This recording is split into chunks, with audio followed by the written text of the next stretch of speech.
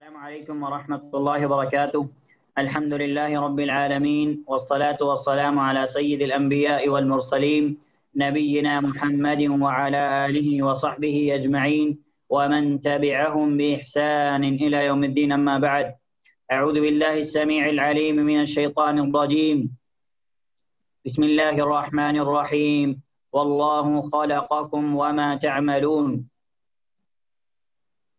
اللہ سبحانہ و تعالیٰ آپ سب پر اپنی رحمت نازل فرمائے اور آپ سب کی دین کی طرف، خیر کی طرف، اطاعت کی طرف رہنمائی فرمائے، اور اللہ سبحانہ و تعالیٰ جب تک دار فانی کے اندر زندہ رکھے، ایمان بالخیر کے اوپر زندہ رکھے، نیک لوگوں کے اندر جو ہے آپ لوگوں کو شامل فرمائے، اور اللہ سبحانہ و تعالیٰ موت اور وفات بھی ایمان کی حالت میں دے۔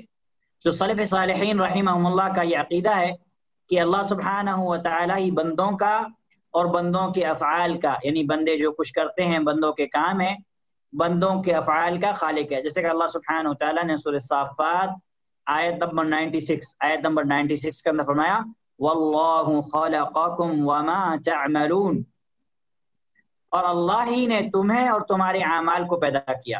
واللہ خلقکم، اور اللہ ہی نے تمہیں پیدا کیا، وما تعملون، اور جو کچھ تم کرتے ہو یعنی تمہارے اعمال۔ تو اس آیت سے پتہ چلا کہ بندوں کا خالق بھی اللہ سبحانہ و تعالیٰ ہے، اور بندوں کے افعال، بندے جو کچھ کام کرتے ہیں ان کا بھی خالق کیا ہے؟ اللہ سبحانہ و تعالیٰ ہے۔ کہ کوئی انسان اپنی گناہ پر تقدیر کو حجت نہیں بنا سکتا، یہ نہیں کہہ سکتا کہ میں نے یہ گناہ کیا، یہ تقدیر میں لکھا ہوا تھا، نہیں کہہ سکتا۔ اور اللہ کے نبی صلی اللہ علیہ وسلم نے یہ حدیث بیان کی، اس حدیث سے علماء کرام نے استدلال کیا، ٹھیک ہے۔ لیکن ہاں مصیبت ہے، مصائب پر تقدیر کو حجت بنانا جائز ہے۔ جیسے کوئی مصیبت پہنچی، قل لن یصیبنا الا ما كتب اللہ لنا، جو بھی مصیبت پہنچی ہے وہ اللہ سبحانہ و تعالیٰ کی طرف سے لکھی ہوئی ہے۔ تو مصیبت پر تقدیر کو حجت بنانا جائز ہے، لیکن گناہوں پر حجت بنانا جائز نہیں ہے۔ اس کی دلیل کیا ہے؟ اس کی دلیل حضرت آدم علیہ السلام اور حضرت موسیٰ علیہ السلام کے درمیان جو لمبی بحث ہوئی تھی، صحیح بخاری کے اندر ہے کہ، اور صحیح مسلم کے اندر، کہ اللہ کے نبی صلی اللہ علیہ وسلم نے فرمایا کہ تحاج آدم و موسیٰ، کہ آدم علیہ السلام اور موسیٰ علیہ السلام کا آپس میں کیا ہوا؟ مباحثہ ہوا، آپس میں ان لوگوں کی بحث ہوئی۔ فقال موسیٰ، تو موسیٰ علیہ السلام نے کہا انت آدم، آپ آدم ہیں، الذی اخرجتک خطیئتک من الجنہ، آپ کی غلطی سے ہی ہمیں جنت سے نکال دیا گیا تھا۔ آپ وہی آدم علیہ السلام ہیں جنہیں ان کی غلطی سے جنت سے نکال دیا گیا تھا۔ فقال له آدم، تو آدم علیہ السلام نے کہا کہ انت موسیٰ، کہ آپ وہی موسیٰ ہیں، الذی اصطفاک اللہ برسالاتہ وکلامہ، جس کو اللہ سبحانہ و تعالی نے اپنی نبوت کے لیے اور اپنے سے کلام کرنے کے لیے، کیونکہ حضرت موسیٰ علیہ السلام سے اللہ سبحانہ و تعالی نے کلام کیا، بات کی، کہ کیا آپ وہی موسیٰ ہیں جسے اللہ تعالیٰ نے اپنی نبوت، رسالت کے لیے اور اپنے کلام کے لیے پسند کیا، منتخب کیا؟ ثم تلومونی علی امر قد قدر علی قبل ان اخلق، اے موسیٰ تم اللہ کے نبی ہونے کے باوجود، اللہ نے تم سے کلام کیا، اس کے باوجود ثم تلومونی، پھر تم مجھے ملامت کرتے ہو، علی امر، ایک ایسی بات پر، قد قدر علی قبل ان اخلق، تم ایک ایسی بات پر میری ملامت کر رہے ہو جس بات کو میری پیدائش سے پہلے ہی میری تقدیر کے اندر لکھ دیا گیا تھا۔ اللہ کے نبی صلی اللہ علیہ وسلم نے فرمایا کہ فحج آدم موسیٰ، آدم علیہ السلام موسیٰ پر غالب آ گئے، یعنی ہر آدم علیہ السلام دلیل کے اعتبار سے موسیٰ علیہ السلام سے جیت گئے۔ تو اس حدیث سے علماء اکرام نے ایسا کہ حضرت آدم علیہ السلام نے اپنے گناہ پر تقدیر کو حجت نہیں بنایا، لیکن مصیبت پر، یعنی جنت سے نکال دیے گئے، اس مصیبت پر تقدیر کو حجت بنایا۔ تو گناہ پر حجت بنانا یہ جائز نہیں، لیکن مصیبت پر تقدیر کو حجت بنانا یہ جائز ہے، جیسا کہ اس حدیث سے ہمیں پتہ چلا۔ بندوں کے جو کام ہیں، بندوں کے جو افعال ہیں، بندوں کے اعمال کے بارے میں لوگوں کے 3 نظریے پائے جاتے ہیں، یعنی 3 رائے ہیں۔ کتنی رائے ہیں؟ 3 رائے ہیں۔ اور اسی رائے سے ہمیں جس تقدیر کے مسئلے میں جو فرقے گمراہ ہوئے ان کا ہمیں پتہ چلے گا۔ سب سے پہلی رائے یہ ہے کہ بندوں کے جو افعال ہیں، یعنی بندوں کے جو کام ہیں، بندوں کی ہی مخلوق ہے، یعنی بندہ خود کرتا ہے، اللہ سبحانہ تعالیٰ کا اس میں کوئی اختیار نہیں۔ بندہ جو کچھ بھی کر رہا ہے اپنی مرضی سے کر رہا ہے، بندہ جو کچھ بھی کر رہا ہے اس میں اللہ سبحانہ تعالیٰ کا کوئی اختیار نہیں، اللہ کی کوئی مشیت نہیں، اللہ کی کوئی چاہت نہیں، اللہ کا کوئی ارادہ نہیں۔ اور بندہ جو کچھ کام کر رہا ہے اس میں اللہ سبحانہ و تعالیٰ کی ذات کا کوئی دخل نہیں ہے۔ اور یہ عقیدہ باطل ہے، یہ عقیدہ باطل ہے۔ اس عقیدہ کے حاملین کو قدریہ کہا جاتا ہے، قدریہ کہا جاتا ہے۔ قدریہ تقدیر سے، من قدر یقدر سے، مطلب یہ کہ تقدیر کے مسئلے میں گمراہ ہونے والے فرقے۔ اب ان لوگوں نے اس بات کا انکار کیا، کس بات کا؟ کہ بندوں کے جو افعال، بندوں کے جو کام ہیں یہ بندوں کی مخلوق ہیں، اللہ کی مخلوق نہیں۔ تو اس اعتبار سے یہ تقدیر کے مسئلے میں یہ فرقہ کیا ہوا؟ گمراہ ہوا، یہ فرقہ گمراہ ہوا، کیونکہ یہ بات کتاب و سنت کے دلائل کے خلاف ہے، کیونکہ یہ بات کتاب و سنت کے دلائل کے خلاف ہے۔ اور اس کے مقابل ایک دوسرا فرقہ ہے، اس کی اور مزید وضاحت میں آگے کرتا ہوں انشاءاللہ۔ اس کے مقابل ایک دوسرا فرقہ ہے، اس کا عقیدہ یہ ہے کہ انسان مجبور ہے بالکل، یعنی بندہ کچھ بھی نہیں کر سکتا، بندہ بالکل مجبور ہے، اور اس کی حیثیت ایسے ہے جیسا کہ ہوا چلتی ہے تو پتے اڑ جاتے ہیں ہوا میں، اور ہوا جس طرح چاہے ان پتوں کو اڑا کے لے کے جائے۔ اور اللہ تعالی نے ہر انسان کی تقدیر سے پہلے اس کی تقدیر لکھ کے اس کو مجبور کر دیا ہے۔ بندہ اپنی مرضی سے، اپنے اختیار سے کچھ بھی نہیں کرتا، جو کچھ بندہ کر رہا ہے اس میں بندہ مجبور ہے۔ اللہ سبحانہ تعالیٰ نے بندے کو مجبور کر دیا، اگر وہ اطاعت کر رہا ہے تو بھی مجبور ہے، اگر وہ برائی کر رہا ہے تو بھی مجبور ہے۔ اور یہ چیز بھی باطل ہے، یہ چیز بھی باطل ہے کتاب و سنت کے دلائل کے خلاف۔ تیسرا گروہ جو سلف کا گروہ ہے، علماء سلف، ٹھیک ہے، علماء سلف رحمہ اللہ نے ان دونوں فرقوں کے درمیان تیسرا ایک موقف اور تیسرا مسئلہ اختیار کیا ہے۔ اور وہ علماء سلف کا جو موقف ہے، ان کا جو تقدیر کے مسئلے کے تعلق سے ان کا جو بیان ہے، ان کا جو عقیدہ ہے وہ ایک دم حق ہے، وہ ایک دم مبنی برحق ہے، یعنی ایک دم کتاب و سنت کے مطابق ہے۔ اور وہ عقیدہ کیا ہے؟ وہ یہ ہے کہ انسان نہ تو مکمل طور پر، کمپلیٹ طور پر، نہ ہی تو انسان کو ہر چیز کا اختیار ہے، اور نہ ہی مکمل طور پر انسان بالکل مجبور ہے۔ علماء سلف جو ہیں، سلف کا جو عقیدہ ہے یہ ہر مسئلے کے اندر توسط ہے، یعنی میڈیم ہے۔ کیوں؟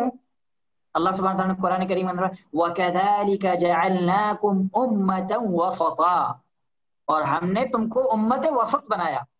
تو اس آیت سے علماء کرام نے یہ استدلال کیا کہ سلف کا جو منہج ہے، سلف کا جو طریقہ ہے عقائد کو سمجھنے کا، دوسری اور چیزوں کو سمجھنے کا، یہ متوسط ہے۔ جو سلف نے کہا کہ انسان نہ تو مکمل طور پر اس کو اختیار ہے، نہ ہی انسان مکمل طور پر مجبور ہے۔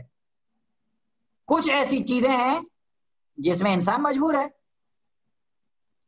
کچھ ایسی چیزیں ہیں جس میں انسان مجبور ہے، اور انسان کی کوئی اس میں وقت کوئی مطلب انسان کی اس میں کوئی جو ہے گنجائش ہی نہیں ہے انسان کے اختیار کی۔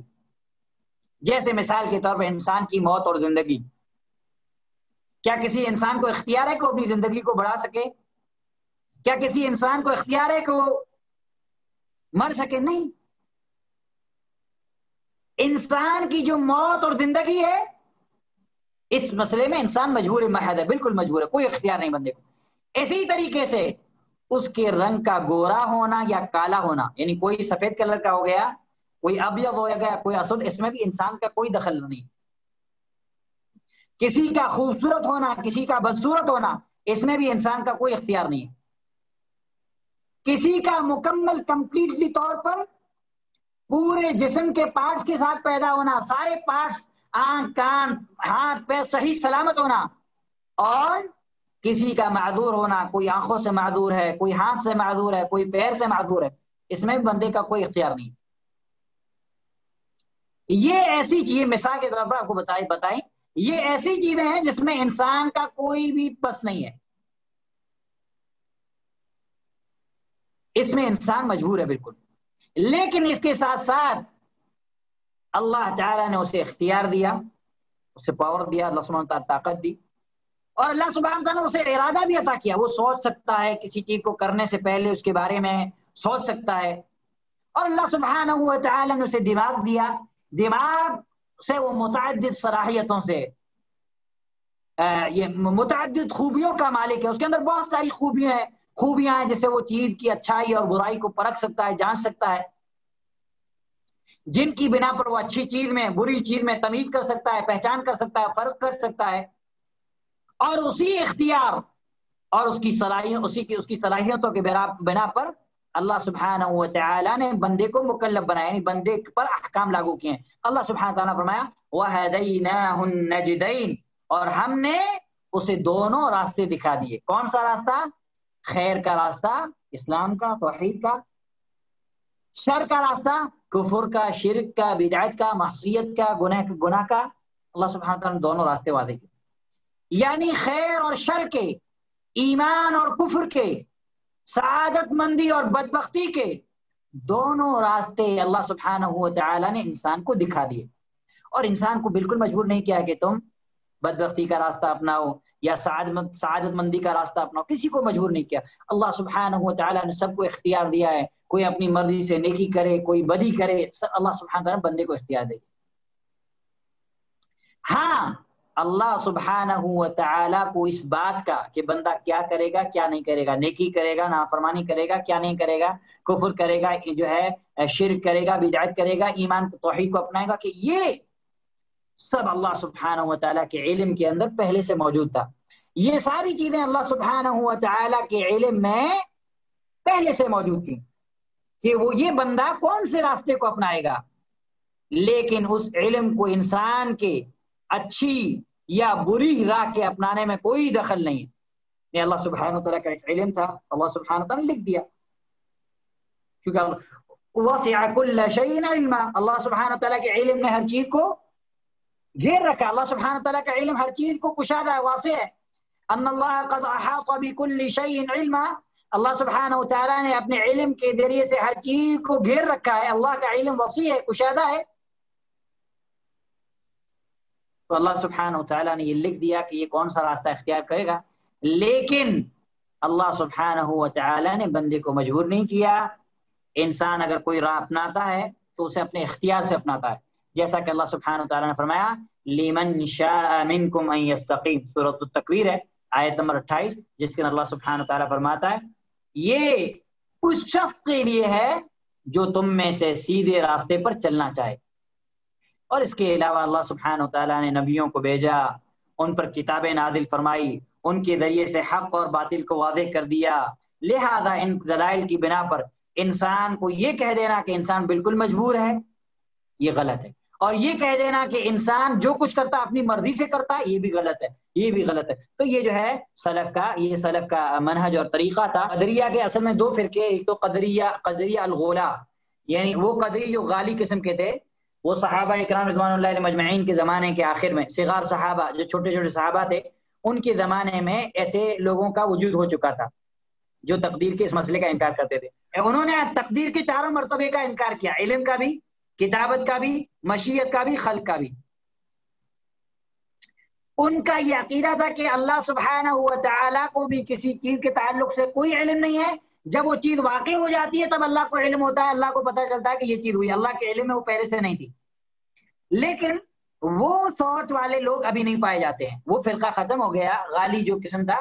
ابھی جو ہے انہوں نے انکار کیا ہے دو چیزوں کا، خلق کا اور مشیت کا. کہ ایک تو یہ کہ بندہ جو افعال کر رہا ہے یہ بندوں کی مخلوق ہے، اللہ کی مخلوق نہیں ہے۔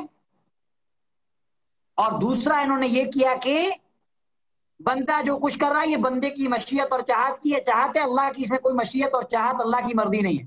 تو ان لوگوں نے جو تقدیر جو بعد والے قدری ہیں، ان لوگوں نے تقدیر کے جو دو ارکان ہیں، یعنی مشیہ اور خلق، چاہت اور خلق، یعنی اللہ کی مخلوق، اس چیز کا انکار کیا۔ اور خیر جبریہ جو ہیں، یہ جبریہ تو جو ہے انہوں نے تو جو ہے مطلب یہ کہا کہ بندہ بالکل مجبور ہے۔ کیسے مجبور ہے؟ ایک پتے کی طرح، تنکے کی طرح کہ ہوا اڑتی ہے، ہوا آتی ہے اس کو اڑا کے لے جاتی ہے جدھر چاہتی ہے، اس کا کوئی اختیار نہیں ہوتا۔ کہتے کہ انسان بھی ایسا ہے، انسان بالکل مجبور ہے۔ تو یہ عقیدہ کیا ہے؟ یہ عقیدہ باطل ہے، یہ عقیدہ باطل ہے۔ اور تقدیر کے یعنی جو مسئلہ ہے، یہ مسئلہ بہت نازک مسئلہ ہے، اور اس میں اپنی طرف سے غور و خوض کرنا یہ انسان کی گمراہی کا باعث بن سکتا ہے۔ اسی لیے تقدیر کے مسائل کو پڑھنے کے لیے علماء اہل سنہ والجماعہ کی کتابوں کی طرف ہمیں رجوع کرنا چاہیے، تب جا کے ہمیں تقدیر کے مسئلے انشاءاللہ سمجھ میں آئیں گے۔ اللہ سبحانہ وتعالیٰ سے دعا ہے کہ اللہ سبحانہ وتعالیٰ جو کچھ ہم پڑھتے ہیں اور سمجھتے ہیں، اللہ سبحانہ وتعالیٰ اس پر ہمیں عمل کرنے کی توفیق نصیب فرمائے۔